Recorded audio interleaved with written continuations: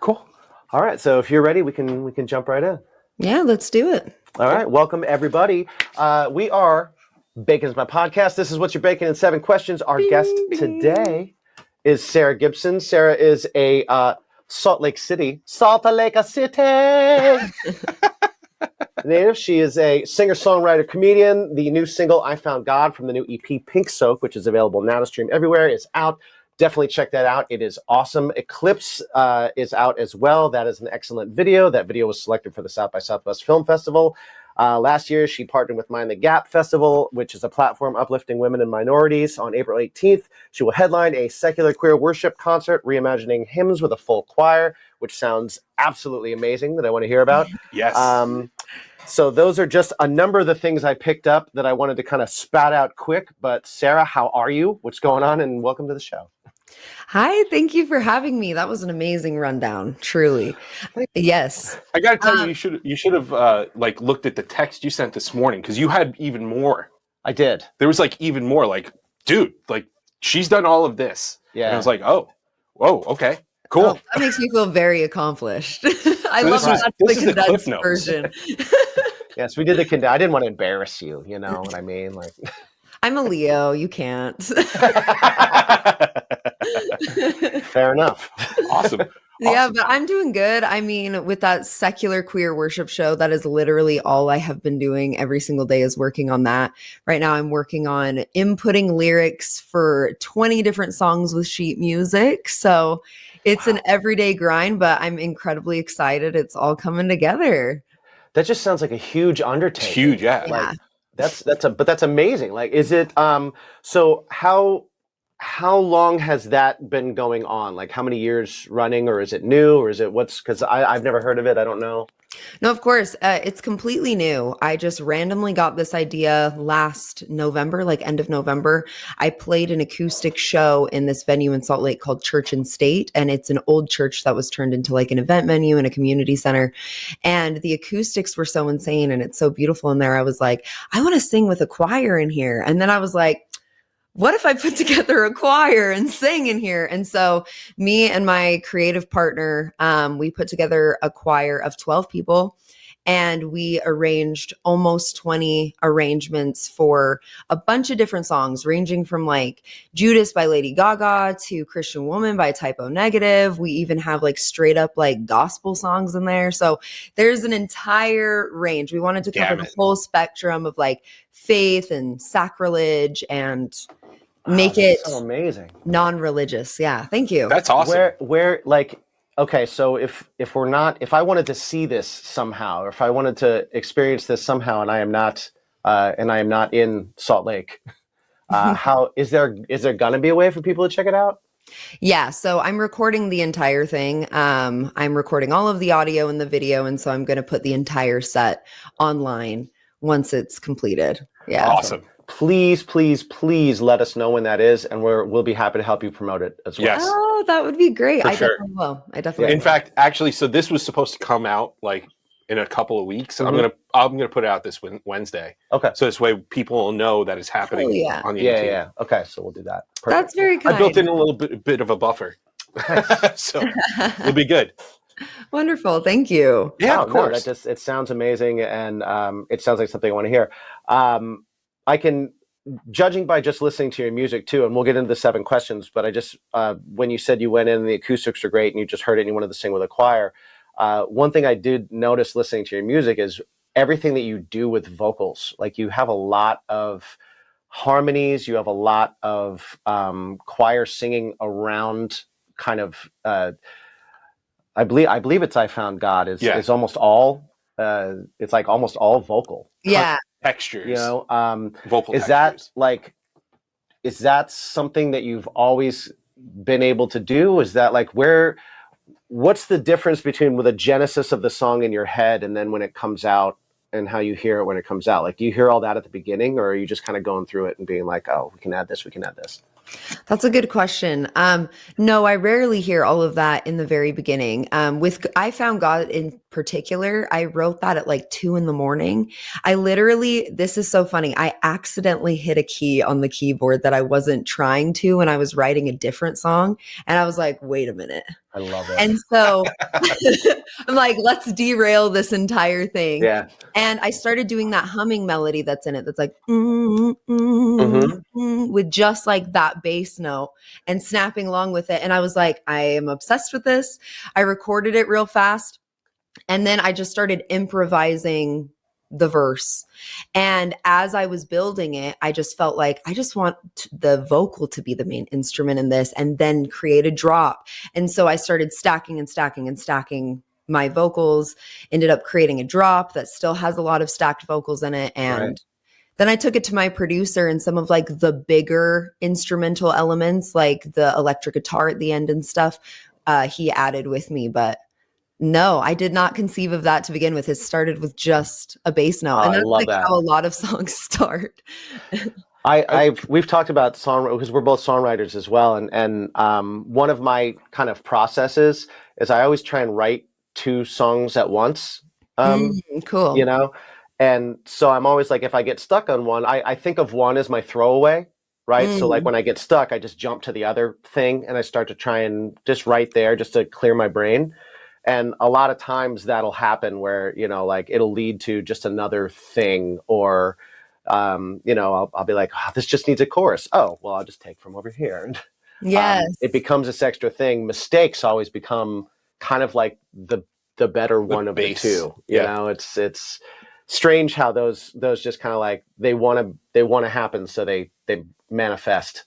Exactly. And I used to be really rigid when I was younger with songwriting. So it was like, no, I got to finish this thing. And I would just like stay in my lane until I finished the song.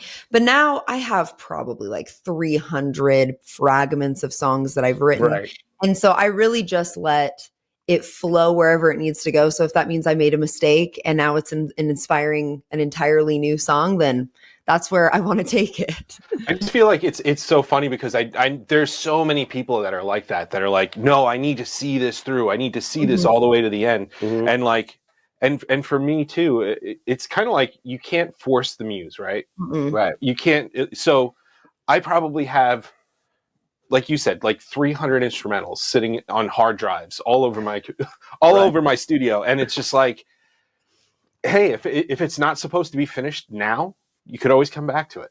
Like if something else is driving you this way and it's going to see you to the finish, or it's going to see itself to the finish, follow it. Like don't stop because it's not done. Yeah. People tend to think like, oh, it's kind of a waste. And it's like, no, it's not a waste. It's getting something out that you needed to get out to get something else out. Well, it's like life, man. It's like everything you do is just a means to the next thing. It might not be what you end up in, but it's the thing that gets you to the next thing, you know?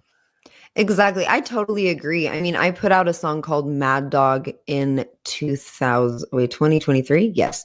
That I had written in 2015. And it kind of had more of this like bluesy vibe to it. And so when I started making darker pop music, I was like, I can't put this out, you know, like one day eventually I'm going to put it out. And then for whatever reason, I was just in the studio with this producer named Nate Pfeiffer. He's in Provo. He's incredible. And he was like, what are some songs that you've just like never done anything with? And so I showed him Mad Dog and he was like, we're making that song. And I was like, all right, we're going to do it. And I'm so happy that I did. It's like one of my top songs on Spotify. And so I feel like you can have a song in the bank for almost 10 years or something that's not finished and pull from it later. It's like never a waste. It still exists. Yeah. And I have notebooks that are yellowing in my drawer that have moved with me 5 times. Yeah. You know what I mean? That have like been in backpack and moved to different houses and everything. And you'll go back to them and you'll be like, now I know why I wrote that lyric. Right. Because it goes here. And then the other thing too is that maybe this particular song right now isn't for you. You know, don't be closed off to collaborating with other people. 100%. Or, you know, like maybe you work with a producer or a co-write where they're like, hey, we could see this to fruition because it's speaking to me. Here's what I would do with it. And again, it gets you there. Yeah, exactly. Yeah, you just got to wait until it's the right time, or sometimes you steal a line from it. Maybe it'll live with somebody else one day. I have a Yeah. few songs that I've written that are not even in my range that I'm like, Mhm. please, someone, I want someone to sing these songs one Yeah. day. So Right. maybe, I hear yeah. it this way. You can do it. Yes, you can do it. You can do that crazy run up there. I can't do that. That's why I keep him around. He's great like that. Aw. Aw.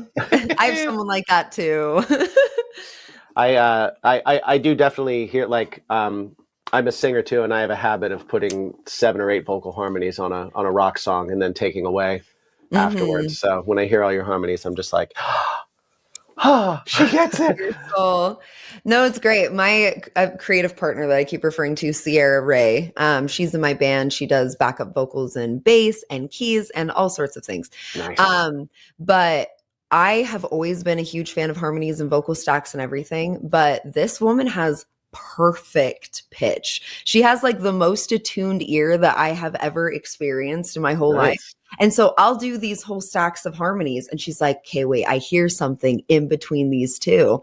And she'll Right. add that. And it's like a whole different song. It's incredible. Yeah. So that's made me love collaboration so much because I feel like I am, I lean towards certain modes of creativity, and then you can bring someone in and they just enhance it tenfold, but it's like still yours, Yep. We 100%. were just talking about that a couple of weeks ago. Same exact thing. It's just like, why not collaborate? Why not try things with different people? Because you're going to take something away from them and process it differently than what you do by yourself. And it's Mhm. it's important. It's how you grow. It's how you grow. Yep, I agree. Well, all right. Well, enough of all this music bullshit. Right? That's not what people are here for. Oh, I want to listen to a bunch of singers talk about songwriting. Way to go! But no, we do want to jump. We do want to jump in and get to know a little bit about you, a little deeper. We're going to go spelunking into the cockles of your heart piece. Yes, we're going to get into your nooks and crannies. We're going to mine the Twinkie of your brain balls. And, mind the Twinkie. Mine the Twinkie. Oh, mind Twinkie. Mine the Twinkie. We're gonna shovel out. Twinkie. We're gonna shovel out all the creamy center and put it all out for everybody to see. That's right. Everyone will see it. So if you're ready, we can start with our "What's Your Bacon" in 7 questions. Oh yes, I'm ready. Would you like to start today, or would you like me to start today? You know what? You could start today. Okay. Question number 1, Sarah. How many pillows is too many? Ooh, 3 is too many pillows for one person. 3 is too many. 2 is good for me. Yeah. Are you both under the head, one leg, one snuggle? What do you got? One head, one leg. One head, one leg. That's like me. Are you a back sleeper? Like, do you put it under your legs, or see? Like, I put mine in between my legs because it helps my spine. You're a I'm a sleeper. Side sleeper. Well, even though I'm only 29, I have a really bad sciatic nerve. So I alternate between sleeping flat on my back and like perfectly positioned on one side with the pillow throughout the night. Oh man. Okay. Yeah. So you gotta do those yoga poses where it's like you cross your foot over and like pull towards. Like that's a go-to. That's the sciatic stretch. You've done those before. I did yoga. Yeah. Like it. That's a good one. All right. Question number 2. What is the perfect pizza order? Ooh, I like a classic margarita pizza above all other pizza. Just as traditional as you can get that bad boy, and I'm happy. Yeah. Can't get better. That's not you a wrong cannot do answer. Better. Yeah. That's not a wrong answer because everybody, you know what? It doesn't matter how much stuff you throw on top of it. If your classic isn't good, your kitchen sink is not going to be any good either. Lipstick on a pig, man. Exactly. Completely agree. Hell yeah. All right, question number 3. Staying in food for one more here. True or false? Cereal is a soup. Ooh, I've had this internal debate so many times if this is a soup. You know what? I think because they're 2 separate components being brought together and they're not like horribly transforming either component, depending on the type of cereal. I would say it is not a soup. I would say it's probably closer to a porridge. Interesting. Yeah. Well, Interesting. I think a porridge is But is a porridge like a soup? because then you're changing the dynamic between I guess you're changing the ingredients. dynamic between the ingredients. You This know, is a hard question. and also let's think about chicken soup. Chicken soup, I mean, it goes in there. True. You let it Mm. simmer a little bit, Right. but it's all still like independent. It's not like a That's tomato true. soup Right. I can pull chicken out of chicken Okay. soup and or I'd put noodles. it on a sandwich. Yeah. Still. Yeah, exactly. Okay, well then I have a question for you guys. Is cereal a soup? Does that make porridge a stew or a Yes. bisque? Okay, I would say it's a stew. Oh, a bisque too. Mhm. I would say stew. stew. Excuse me. Because a porridge, a bisque is more blended, correct? That's true. Right? Whereas a Well, no, porridge seafood is bisque isn't blended, is it? well, but a porridge is still more components separated. Right? Am I thinking of that No. wrong? Yeah, I think a bisque, yeah, it's more fine. So maybe like malto-meal would be like a bisque. Right. Yeah. Okay. And then yeah. oatmeal is a stew. Oatmeal is like a stew. Oatmeal is a stew. It's an oat stew. Yeah. Oat stew. Ew. Yeah. Well, you know what? We've cracked it. Ew, that sounds gross. Yeah. Oat stew. Yeah. Should never order it like that. No, absolutely not. I think I want to. What do you have for breakfast? I was going to have some oat stew. Ugh. Just head on over to a Waffle House and be like, yeah, give me your finest oat stew, please. Well, I like That'll that. be a fun story for their spouse later. So maybe you should do it. that's true. That's true. Jen makes. If you can create a story for someone in their day, you should always do Yes. that. You know what I could. agree. You know what I could do. Jen, my wife Jen makes oatmeal for the kids a lot in the mornings. A lot of oat stew. So maybe I should come out and see how many people don't eat breakfast after I go, hey guys, oat stew for breakfast today? And just see how many people put their spoon down and go, yeah. They'll just be like, Dad. Yeah, maybe. You ruined it. I did. It happens. But I'm the ruiner. Back to Lucky Charms soup. All right, question number 4. What number is Jimmy thinking of? Oh, God. Okay. You're going to test my psychic abilities. Yes. First thing. Okay. 7. No. Question number 5. What color has the worst personality? Oh, wow. Okay. Wait. This is a great question. Millennial pink has the worst personality. Millennial pink. Millennial pink, either that or there is this very specific gray shade that has just like the tiniest undertone of blue and it's like nearly white. That has a terrible personality as well. I can't remember. I what it's know called. which one you're talking about too. Fun fact, I used to be a paint guy. I used to mix paint for people. Mhm. And there was that color, that very color, back in the day, you know how much of a pain in the butt it is to paint a ceiling? Like, Yes, and not know, Yes. and not be like, okay, I did this part, I didn't do this part. Mhm. Mhm. They used to have this like blue tint that you'd add to the paint. So this way on the ceiling, you could see where you painted and where you didn't. Mm. And that is that very color. I know exactly what you're talking about. Did It's it have that a- exact color, but now people use it on just in their walls, just I in their know. house, and I'm like, why would we do this? You can always, yeah. No, I'm with you. Did it have a bad personality? It did. Yeah? It did. Nice.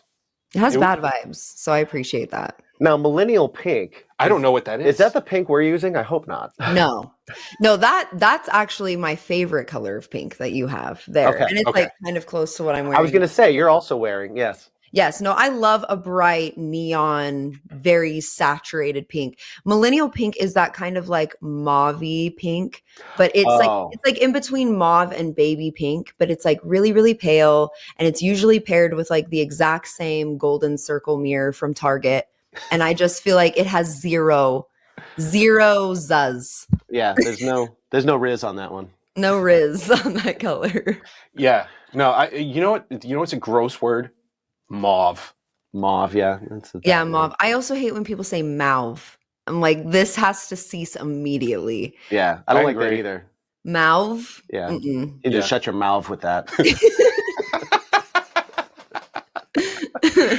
Yeah, yeah. I'm with you. I'm absolutely with you on that. All right, question number 6. What's one thing you thought you'd never do, but now love to do? And what's one thing that you thought you'd love that you'll never do again? Oh, what a good question. Oh man, where do I even begin? I feel like I do a lot of stuff I'd never thought I would love. This is like probably the most interesting thing. How PG-13 can I get? You I'm can not get rated R. You can get whatever okay. you want. Yeah. Fabulous. Well, never in my life did I ever conceive of making audio erotica. Which is audio porn, right? But it's all acted and scripted and everything like that. But I do that now. I've been doing it for 2.5 years and I actually love it. It's so fun. It's like really creative. I get to make it for the girlies mainly, which is like a very different audience than regular porn would be made for. So I like doing that. Something that I used to love that I would never do again or don't like that you thought you would love, but then you'll never do again. That I thought I would love, but would never do again. Ooh, this is hard. I know myself really well, and usually everything I think I love, I will love. But let's think. Anything worth doing is worth doing twice. Yeah, at least. Sure. Like, you got to try it. Okay. This is a PG-13 one Bring again. it. I thought I would really enjoy ketamine, and I did not enjoy ketamine. Absolutely hated it. I accidentally did too much like the second time I ever did it. And I talked to an alien or something, God, I don't know, a larger version of myself. And I experienced death, and it cured my social anxiety for like a year, but it was also like one of the worst things I've ever experienced. That's a lot wrapped up into one. No, it's a lot. So I'll never do that again. But I guess I'm glad I did it, but it wasn't fun. Yeah, at all. I thought I would love ecstasy back in the day, and I did not. I did not love it. I thought didn't you tell me that you? No, I loved. I loved most of the drugs that I did. Right. That I did, but ecstasy was not one that I loved. Okay. I got real high on it, and I ate a lot of grapes, and I scratched my arm a lot. But amazing. But I didn't. I think my expectations were like, this is going to be like sex, and it wasn't, and it was not. It's not like sex. I mean, it was like eating grapes and scratching my arm. Only feeling really floaty around it. Which has never been my experience with sex. Right. Yeah, I've never scratched my arm and ate grapes during sex. I mean, I've gotten scratches, but I've never had grapes. Used grapes. I've never had grapes in my mouth. It's foreplay. Does that count? Absolutely, it counts. Okay. Absolutely, it counts. It all counts. Yeah. Yeah. I don't have the. You started us down this road, Sarah. No, I did. What I will say is, I feel like if you do like Molly, as opposed, I'm not advocating for drugs. Kids stay. Well, I am. Try drugs. Don't get addicted to drugs. Try drugs. Everything in moderation, folks. Yeah, try them when you're an adult and be safe. Yes, test your drugs. But what I will say is, like, an ecstasy pill is very different than Molly. Like, I will not do an ecstasy pill. The one time I did, that was also a terrible experience. That's what I did, was the ecstasy pill. Yeah, horrible, because they can be pressed with a bunch of other crap. Also fentanyl. Mm-hmm. Be careful, everybody. Yeah. But Molly, that does feel like sex. That's crazy. Like, whatever music you listen to when you're on Molly, that's going to rewire your brain, and that's going to be your favorite song. That's happened to me every time. Like, I got super into Massive Attack listening to it on Molly, and Massive Attack. Yeah. Well, of course, but that happens to me on mushrooms. If I'm on mushrooms and I'm listening to music, I definitely am like, I am finding things in this song that I never knew existed, and it becomes my favorite. See, so I don't know if we've spoken about it. You know this story because we've spoken about it. Like, so I am the drug prude, I guess you would say. Nice. You know, so like I've had pot, and that's about it. Mm-hmm. And the reason why is because a buddy of mine, it was either like senior year in high school or like first year of college when everybody came back home. He took a bunch of mushrooms, and he started calling a buddy of mine, and he's like, yeah, Rob's in a real bad way. I don't know what's up, and blah, blah, blah. So like we're all hanging out in my friend's basement, and they pick him up, and he's just like wigging out, and he's like he's twitching, and he's like, I'm seeing things, I'm seeing it. Oh no. Freaking out. Terrible. It was like, it was my scared straight moment. Yeah, I was like, I'm never going to do that. I don't want to ever do that. No. It's terrible. Mike says no. But ever since then, Yeah. he's like, hey man, we should do mushrooms. Yeah. I also don't like mushrooms as a food. Well, they don't taste good. Oh, No, I know that. Yeah. I don't like love mushrooms as a mushrooms. food. I mean, when you do mushrooms, they don't taste good. No, I know that. Like psilocybin mushrooms, they're dried and they taste like Yeah. dirt. Yeah. But I They mean, do. we've eaten crickets on this show, so Right. Have you? How was we it? have. Like chewing on a stick. It's like Yeah. eating wood. Ew. Yeah. It's not. It doesn't seem like something I would want to do personally, but I No. respect it. We've done a lot of dumb things on here, you know. Yeah. Just Yeah, just just not personal challenge. drugs. yeah. That's all. Yeah. We actually had his children on here eating crickets with us. So Yeah. it was a family affair thing. Fun fact, my son loved Very it. sweet. That's He true. loved the crickets. He did. Yeah. He did. He's strong. He's strong. He's- He's gonna He's be. a, gonna he's grow a up strong well. boy. He's Big a- strong boy. He's an interesting dude. He's an interesting dude. But yeah, He's actually really weird. Just kidding. you said it, not me. That's a good thing. That's a good thing. Yes. That's right. Yeah. Unique. He's artistic. Yes. He is. So He am I. is. We all are. Yeah. That means we have problems. In In a best, good way. In a good in the way. best way. All right, cool. We are here at question number 7. We've had a lot of fun, Yes. but let's get a little serious This is now. this Okay. is so the idea of what you're baking in 7 questions is, of course, to in 7 questions kind of get an idea about you, to find out what your bacon is. And what Okay. we mean by what your bacon is Well, wait. if you're a human, I know, Question number- I know, oh, I know, okay. I know. Hey, Oh, lay off. Hey. My bad. hey, I know what I'm doing. So we're getting to the core of, for us, bacon is a thing that you can add to anything that makes it better. Yeah.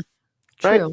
So with that in mind, you know, we're trying to mine into your personality, who you are, what are your turn-ons, your turn-offs, what you like, what you don't like, what kind of things open you up to conversations so that you'll have a better understanding of yourself, where you can truthfully answer the question, what is my bacon? I like that. So this is our final question to find out, to get you in the proper mindset of what's your bacon. So this one, I want you to look back into the heart. There's a little door in the heart that opens up to young Sarah, young, Pre-sciatic. untouched by the Sarah. world, no sciatic He Sarah, was so pure. you know, perhaps Mormon Sarah, Yes. you know, back in Probably. there. Actually, maybe had a different feeling then than now. But how do you feel about garden gnomes? Oh, okay. Wow. That's a surprisingly deep question. Garden gnomes, personally, this might be kind of controversial. I've always felt like if they're in the backyard, they add a lot in terms of like whimsy, and I can get to see your character.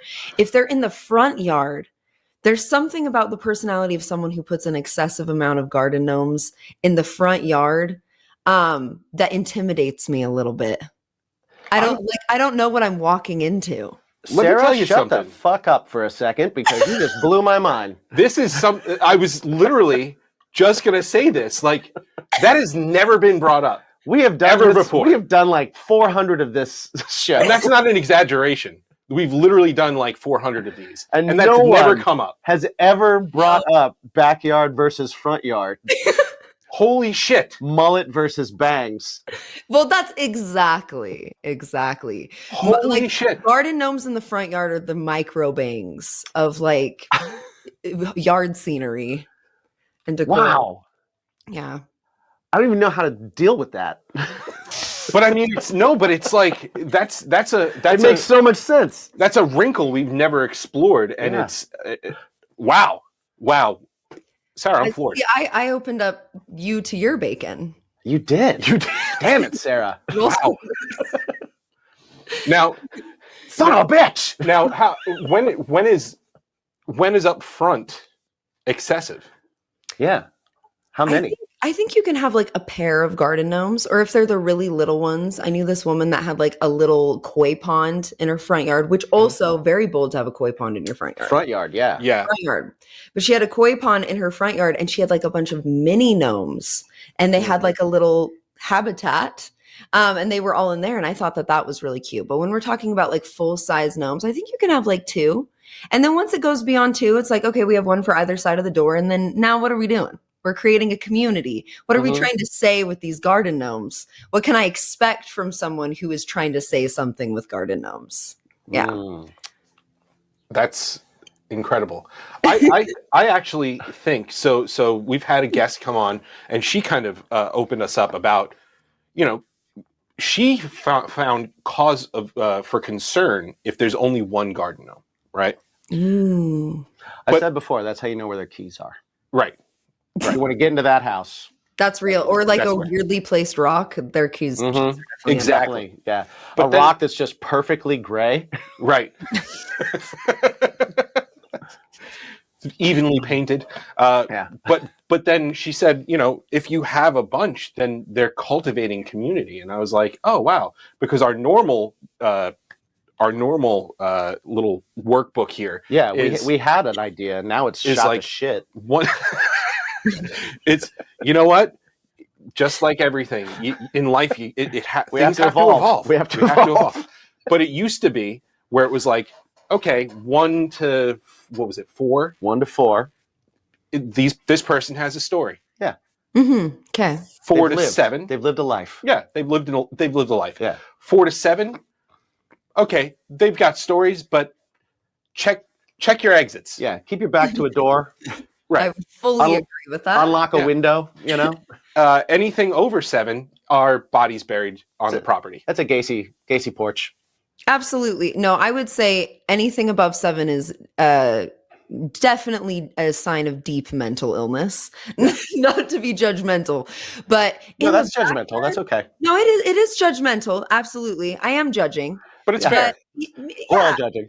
It's like I'm not like looking down on you. I am afraid of you a little bit. Right. Yes. Exactly. But it's like if you have 7 garden gnomes in your backyard, that's for you. That's fun. Right. Great. That's yeah. You're just enjoying garden gnomes within like your own backyard, but in the front yard, literally. It's like that's these gnomes? Showing your armada. Exactly. Right. That's a don't tread on me flag. It's walking with a big stick. It is. It's don't tread on me for Wiccans. Yes. Wow. Yes. Fantastic. I mean, again, we got to evolve, but this just broke the paradigm. Yeah. It broke everything. Thank you. Thank you, Sarah. Yeah. You've changed minds today. That's all I'm trying to do. That's changing hearts and minds. Changing hearts and minds. Music can change hearts and minds. People can change hearts and minds. Exactly. Exactly. All you gotta do is just have a conversation. Yeah. Be open to it. Be open to change, everyone. I'm gonna start asking people about garden gnomes. I'm not even gonna lie. I've never spoken about garden gnomes to anyone before, so this is great. See, happy to help. Also, another fun thing that we bring this up with musicians, and if they're on the road or anything like that. But any of your touring partners, a fun little prank to do is leaving garden gnomes gnoming in places. So like, leave it in their rack during their set, and then when they come to close it up, they're like, what is that? On the pedal board, just like in discreet areas. If the drummer has a clear kick drum head on the backside, make it look at him. Yeah. Just stare back into his eyes. Yes. Aw, that's really cute. I know for a fact if I was to put a garden gnome on like my guitar player's cab, she would be like, excuse me, did anyone did you purposefully mean to leave a gnome here? Who's gnome? Like, I feel like she would not be phased. She would be worried about getting the gnome back to the correct person. But here's the key. That's the first one. And then you say, no, I don't know what you're talking about. Mm-hmm. By the 4th one. Yeah. Like, why do gnomes keep showing up on my shit? Exactly. Absolutely. You know what? I'm going to have to get a small collection of gnomes And when we do our show in Colorado in a couple of months, I'm just going to start placing them around the venue, around their gear, and Just to see how they see. react. Yeah. You could do a little contest, like a Oh. scavenger hunt with your fans online, and you could have a gnome with like a number or something on it, Ooh. and if they find the Wait. golden one, then they got to bring it somewhere and they You're get giving something. this to we have a band. The We should do that. golden We gnome. can do it too. Yeah. We've given the golden given- gnome. yeah, we that's our thing. we did an awards show for a while every year, and we would send golden gnomes to like our. We would have our listeners vote on their favorite guest, or Mhm. that kind of stuff, and we would send them golden gnomes. Oh, that's so cute. You know what? I'm going to float an idea like this in my Discord. I love that. That's where I float my ideas these days. That's my town Nice. hall. Nice. Yes, I love good. that. Hold that thought. I'm so sorry. I do have to run for a second. I Okay. have to just do We're something. gonna pause real quick. Yeah, Okay. it has a pause function. Oh, look at that. Yeah, fantastic. Well, here we are. The question that everybody's been waiting for. By the way, that was a seamless pause. None of you caught it at all. None of you caught it. None of you caught it. Yeah. This is a seamless transition. It's 'Cause we are- perfect. Hashtag professionals. Hashtag professionals. That's right. Mhm. And we never interrupt each other Nope. because we are professional AF, That's right. as the kids would say. You are. So, as he explained to you, bacon can take many forms: topping, side, main course. It's always that little thing that makes your life a little bit better. So, Sarah, what's that thing in your life? Like, for career musicians, sometimes music isn't that thing that shuts their brain off because it's work, right? Yeah. So, like, what for you is your bacon? Ooh, I got a few bacons, but I'll say recently, Yeah. I've been doing traditional gong fu style tea in a gaiwan. It's Chinese tea. And yeah, it's just like this little pot almost with a little lid, and you put loose leaf tea in it and you pour water in it and you rinse the tea and then you smell the tea and then you put more water and you do like multiple infusions, and it's like quick infusion. So you wait like 15 seconds and then you pour it. And so you get to do it like 30 times. It's great. And so when I'm feeling very like overwhelmed or unmotivated, I'll just sit down and do some gong fu and recenter myself, because you have to be very present or you'll ruin the tea. Like you can't be like on your phone and doing it, because Right. Okay. you are doing it so quickly. The You're following the process. Exactly. And yeah, that makes all my days better. When I don't do it in the morning, I feel weird. One, because the caffeine high you get from loose leaf traditional Chinese tea is Oh, yeah. crazy. But two, just because, the ritual of it, it's so Right. grounding. Yeah. Yeah. I love that. That's really cool. awesome. Yeah. What's That's like a meditative thing. You know what I mean? Yeah. Mhm. Like, what's like your favorite like additive? What's the best like flavor additive that you throw in there? Ooh, good question. So for gong fu, I never do flavored tea. I Okay. do like 5-year aged white teas, and they tend to kind of taste like apricots or have like this floral flavor, or oolongs, which my boyfriend tells me tastes like corn, but I don't really see that. But he's like, it's all just corn to me. um, but when it comes to like brewing in a pot, I love fig and lavender in with black tea. That is crazy. It's an amazing combination. Sarah, over the past year, I have fallen in love with like lavender flavored everything. right. Yeah. Like my coffees, especially iced, my move, iced coffee, oat milk, lavender syrup. Just Ooh. a splash, just a little tiny splash. Too much and it's like hand soap. Yes. But a little bit, amazing. Love. I feel like I'm one with nature. Now, the reason why I started using the lavender is because Jen went to Fort Lauderdale, and they have some kind of elderflower spritzer, right? It's what is that? Grand something. It's like a Grand Marnier Grand or Marnier? something. Yeah, Okay. that Prosecco and lavender syrup, Oh, okay. and Ooh. it's Okay. delicious. But so she was like, "Hey, this was really good. Do you think you could make this?" And I was like, "Of course I can." And the only place you could get lavender syrup around here is like Amazon. Right. Yeah. And I bought it from Amazon. It was here in a day. It only cost $7, but the bottle was this big, and I was like, what am I going to do with this? I hope I like this. And one day I found myself at a coffee shop, and their like special of the season or whatever it was lavender, and I was like, screw it, I'll try it, and I fell in love. I was like, oh, yeah. It's so great. I love lavender. I grow my own lavender. It's actually super easy to make your own lavender syrup. Oh, There's so many YouTube videos on it. It's really not very challenging. You can do so much with it, and you can, again, Cera, my creative partner, she makes like tallow, and we'll put lavender in the tallow. Oh, It's wow. cool. Okay. Very, very whimsical thing we got going on over here. I love that.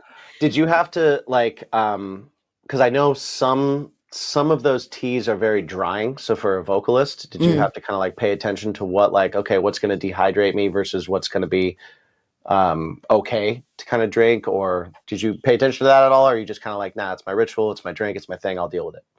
No, I definitely pay attention to it. I mean, like the fermented and aged teas that I drink are very like alkalizing. I think I'm saying that correctly. So they just are like a net positive to me. But yes, no, I am thoughtful about certain types of teas, especially with like black teas and stuff, green teas even, because I don't want it messing with my voice. But also I have tummy problems along with that silly sciatic nerve. And so I'm just very mindful of inflammation. So anything that might inflame me, I try to stay away from except for like special occasions. Right. Yeah. Gotcha. That makes sense. Yeah, When you said you would cheese. When you said black tea, that's what went into my head, because I have I tell all my students, like I have vocal students, and they're like, oh, I drink tea all the time. And I'm like, what kind of tea? And they're like, oh, green tea all the time. And I'm like, yeah, like maybe if you have a ton of matcha, that might be kind of hard on you. Yeah. But yeah, black tea for sure. I drink the least of, I would say, for that reason. Yeah, I'm all about most of the time when I know I have to do something vocally, I'll just do like hot water, a little bit of lemon, a little bit of honey, and I'll forego the tea. Or that's great. Throat coat. Right. Throat coat. Magic. It's magic. Throat coat. Also just boiling some ginger. Amazing. Yeah. Amazing. Some ginger, some peppermint. Peppermint is good. That'll open you up. Any kind of peppermint tea I like too. I'm a tea combiner. So I'll do you're a big tea enthusiast. I'll put peppermint in with it. Just making a little cocktail of tea. Yeah, it's great. Yeah, Did you get to have like that type of tea when you went to China? I did not. Okay, I actually did not. Unfortunately, we did a lot of street food and stuff, but we didn't really do, like, we had tea at a couple places, but we were actually trying to get booze everywhere, to be honest. Normally when you're traveling, you're not thinking about doing traditional tea. Yeah. Well, it was my band on tour too. So it was like, so it was, they were giving us cases of warm beer that we were trying to choke down, because we were like, oh, really? All right. Were you putting warm beer specifically on your rider? No, that's just how they served it, because the ice wasn't fit to drink. Oh, fabulous. No, I definitely, from traveling a little bit outside of like North America specifically, I'm like, ice is just like not a thing, really. Yep. Ordering like water that isn't bottled, crazy ask. Yeah. My most recent travel out of North America with the water thing, actually, I found out that some of the cleanest water there is in Aruba. It was funny because they had water fill stations all over the place, and I would go and I'd do it, and I'd make sure. And then like one of the water fill stations went down, or they were changing the filter, and it was taking a little while. So I went up to the one of the bars, and I was like, "Hey, can you fill this up?" And we were talking about the water thing, and he's like, "Well, you do know that like the tap water in your sink is the same thing that's happening with the fill water." And I was like, "No, it's not." He's like, "No, it's absolutely the same thing. Everything has the same filters on it at this resort and stuff. So very safe to have there." Mexico can't say the same thing. No, I got super sick just brushing my teeth with the tap water in Mexico, and it hit me on the plane. Oh, It was me because I went there for a wedding for one of my friends. So it was me and like all the wedding guests and like the wedding party. Pretty much everyone got sick on the plane. that's And awful. it was just so Well, gnarly. at least if everybody's sick on the plane, then it's just kind of like, okay, we all have this story to share, or Yeah. that we tell no one else. Bonding experience. Yeah. Right. If it's one person sick on the plane, it's just you hotboxing a plane, which is awful. Then you're the guy. Yeah. You're that guy. But everybody's sick on the plane. Yeah. Yeah. You know where it hit me? We missed our connecting flight because we're in New York. So we flew into Miami and we missed our connecting flight. We were stuck in customs. We get out and we were in Miami airport, and the soonest flight they could get us was to Newark like the next day.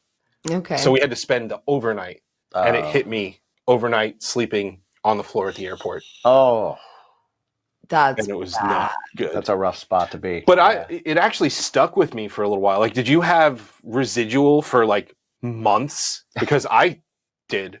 I don't know about months, but definitely a couple weeks. I just was not feeling tip top at all. Yeah, it was that was not fun.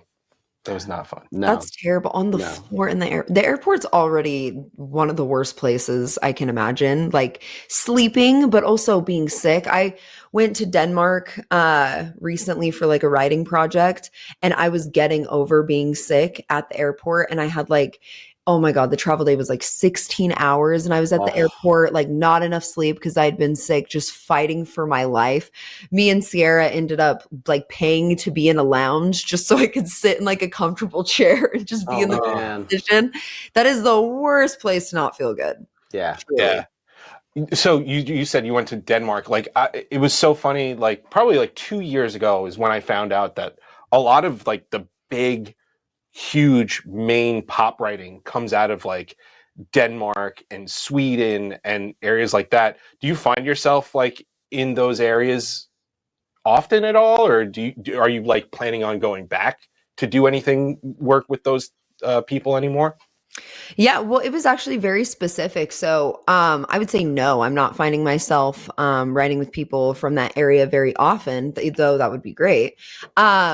What happened is there is this Danish guitar player who's incredible. His name is Carlos Lund. I think I'm saying his first name correctly. But he is an incredible guitar player, and he put together like this concept album, and he needed vocalists on it to help like write vocal melodies and sing and all of that stuff. And so he hit me up a while ago, like a year and a half ago or something like that. And he was like, here's some stuff that I'm working on. I would love to have your voice on it. And he had covered one of my songs. So I was like already kind of aware of him.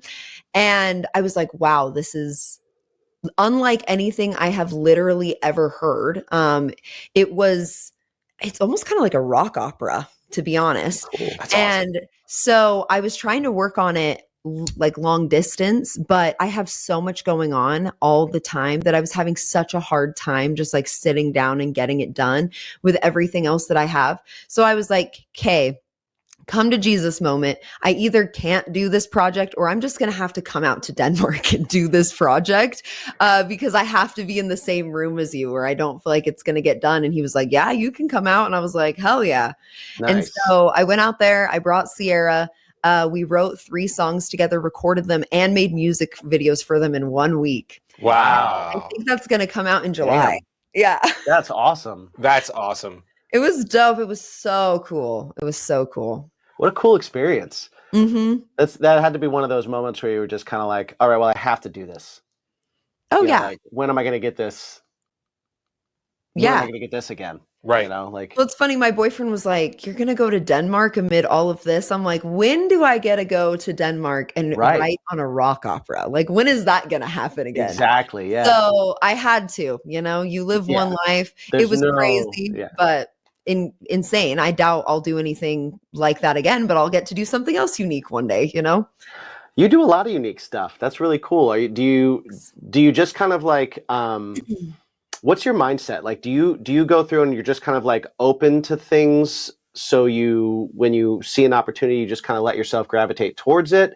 Or are you kind of consciously thinking all the time, like, I have to think of a different thing to do next, or a different thing to do here, or I want to put my hands in this? I don't think I'm ever thinking about wanting to do something like different. I'm always working on something, so I'm never bored. Mm-hmm. But what I will say is that I try to stay open to things that fall outside of like my immediate purview or what I would maybe conceptualize for myself. And so when opportunities come my way that seem unique, like once in a lifetime, even if they're not going to be like commercially viable, but it seems creatively fulfilling or just interesting to do, then I'll just do it. If it feels good, I'm just going to do it because I I love being alive and I love having like that diversity of experience. And I feel like through all of these different things and staying open, I've gained so many skills and like interesting relationships and stuff. Sure. So I just try to stay open to whatever comes my way. I love that. Yeah. I think that's a good lesson for people. Yeah. You know, it's like you have to just kind of like be okay with leaving yourself open to new experience and pointing yourself in a direction, but not being so stuck in that direction that if an opportunity comes up that you just can't veer off. You know. Well, I think having an end goal is great and important, but the road to get there, it doesn't have to be as strict and rigid as be water. Be water. Be the water. Be the water. No, I fully agree. And that's something that I've had to earn because when I was younger, it was so rigid and I was operating from such a place of lack, like mentally and emotionally, where it's like, I need this thing to be happy and to be whole. Cause I always wanted music to be my career and I always wanted to be an artist. But because of the circumstances I grew up in, we were just like pretty poor and I felt very oppressed by the religion that I was raised in. I was also viewing it as like, it's going to save me, it's going to like take me out of this and it's going to save me. And unfortunately that never happened. I had to save myself, But I think letting go of that, like this needs to happen because if it doesn't, then I'm a failure or I don't have meaning has allowed me to actually accept so much more meaning in so many different things. Like I did a horror short film last year that was like completely out of the blue. And it was just like, I got good guy vibes from the guy. I read the script. I gave him some notes. He was like super receptive to the notes. We had a FaceTime. I was like, yeah, you don't seem like a murderer. I'll come out and I'll do your short film. And it was hilarious because his mom was helping with like the makeup and stuff. She's like a really good makeup artist. And she was like, I'm glad my son's not a serial killer, but I will say like, this is pretty impulsive. And I'm like, I got a good feeling about it. I'll be fine. Like, I don't do anything if I get a bad vibe or even a icky vibe, I'm not dumb, but if it feels good, then it is good. And so I do it. Yeah, you got to trust your instincts to some extent. I mean, you've got to like train your instincts to where you can hear them and listen to them and stuff. But I think that's always a good thing to kind of trust your instincts on stuff like that. For sure. But yeah, you do have to train them. That's earned, Yes, like you have to have a lot of experience and, have navigated a lot of difficult situations so that you can discern. Yeah, you got to mess up. Well, and just like you were saying, developing all those different skills from doing all those different things. Yes, exactly. I think that's super important. The more well-rounded you are. A lot of artists sometimes feel like they have to really, really focus on just one aspect of the game to make sure that they get it. And there's that old saying, what is it? Master of one thing, master of many, jack of all trades, master of none. But that's not the whole phrase. I recently heard the rest of the phrase, and it's like jack of all trades, master of none. Better. It's like better to know many than to only know one, or something like that. Like, and it's so true that like if you tunnel vision, it's great for your focus, but it's not so great for your ability to pivot if you need to. Exactly. And I've really let go of the idea of needing to be the best at any particular thing. Instead, it's like, I want, I want to get as good as possible. Like I'm definitely very Sure. inspired by that for the things that I'm most motivated to do. But I've also realized through collaboration and stuff that it's like, I'm not going to be a master at all the things that I want to do and like to do. And I'm also never going to get to the point where I want to laser focus in on one thing to the point where it's like irrefutably, Cera is the best at this thing. Because Right. what I realized is I am incredibly good at a few things. And then there are a lot of things that I'm like decent at, you know? And that gives me everything I need. And if I need someone who is an insane, like bananas guitar player, I can find that person. And then we get to work together and they get to elevate my work. And I get to take the pressure off of myself of being like the best of the best guitar player. You know, if I need like a crazy soprano one, like whistle note harmony, and I know that that is not in my immediate range right now, instead of like working ad nauseum to try to like fight against that, it's like I can just bring in Sierra and she can do the whistle note harmony that I hear but am unable to do. And I like that more, honestly. Well, I you're like having you're limits. you're bringing in somebody that adds to your art, and you're also adding to theirs. And Mhm. and you know, it's the rising tide thing. Mhm. You know what I mean? Like, Yes. and that I just fully makes, believe that. yeah, I do too, 100%. Like, there, we're all on the same island, Right. you know. Yes. So we should all be able to go, oh, you're good at this, cool, I need this. Yeah. Wow, Exactly. I'm good at this, do you need that? Can I help with Yeah. that? Yeah. Absolutely. Yeah, I love that. My again, used to be bad with collaboration. I think I felt threatened Mhm. because it was like I need to like this is my thing, so I have to do it. And Right. it has to be great because I did it. But you know, we all like you realize you get kind of a reality check eventually and you realize there's only so much time in your life and sometimes you have limitations, sometimes things come up in your life that stop you from being able to develop certain skills as well as someone else might. But I think beyond that, because I was chronically ill a lot of my life and that was part of what kind of like held me back from my potential in some areas. I'm very much a late bloomer. And I think that was part of a huge part of the insecurity. But I realized when I started working with people, they would like force themselves on me, kind of, you know, they're like, let me be part of this, let me help, you know? Right. And so they would kind of force themselves on me. And through working with people, I was like, wait a minute, this is so much better. And also, I get to learn so much from other people. Like just being in proximity to people that are better than me at certain things makes me better. Mhm. So I love Absolutely. the fact that I can't come close to play anything that my guitar player can just like effortlessly shred, you know. I love the fact that Sierra has a more refined ear than I do. And literally anybody in my orbit, I try to bring people in that are better than me Yeah. at everything that I'm doing because it really does lift me up. And I know that I have things to offer them that lift them up. And so it's this like collective bettering of everything that we're trying to do. So I really do believe rising tides raise all ships if you let it. Yeah. That Yeah. and There's- and stop being the smartest person in the room. Yes. Yes. Yes. Actively try not to be. Yeah. It's Yes. you get better by working up to something, not by just being at the top of whatever your skill is.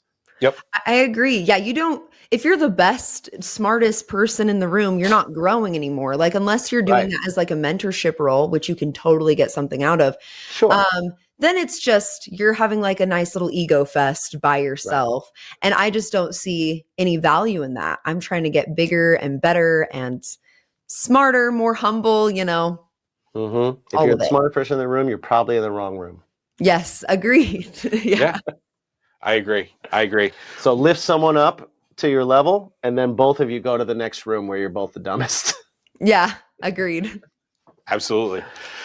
This has been fun. This Yeah. has been awesome. We've taken up a bunch of your time, so thank you for that. We do appreciate it. Before we go, I do want to give you some time here to let everybody know where they can find everything that you're doing with your music, with the event coming up, with everything. So just let them know how to follow you, how to find everything. Absolutely. So I am on all platforms, music, social media, just under my name, Cera Gibson, Cera. I am the only one, so it's really easy to find me. I just put out my EP Pink Soak on the 15th of March, and I'm going to be putting out 4 more music videos this upcoming year. So every single song on the EP is going to have a music video, and they all connect to each other. So it's kind of like a visual EP, which is really fun. Very cool. It'll be cool. And then if you are in the Salt Lake area, I am putting on a secular queer worship service with a choir, like we mentioned, on the 18th of April at Church and State. And yeah, I mean, that's the bulk of it. Nice. So we'll have links to everything underneath. Definitely go check out Cera. Check out the videos. The videos are really well done. Yeah. They're really, really good. Thank you. So definitely some time, effort, and vision was put into everything that you do, which is obvious. So that's very, very cool. I appreciate it. And yeah, so that's it. So all of you listening, make sure you guys go do that. And also just remember to ask yourselves every day one very important question. One super important question. We've gotten around it today, but for you guys at home, for you guys listening, what is it for you? You should think about it at least once to make your day better. What makes your day better? What is it? What's that thing that lifts your spirits, that thing that takes your mind off of things, that thing that is your topic side or main course in your life?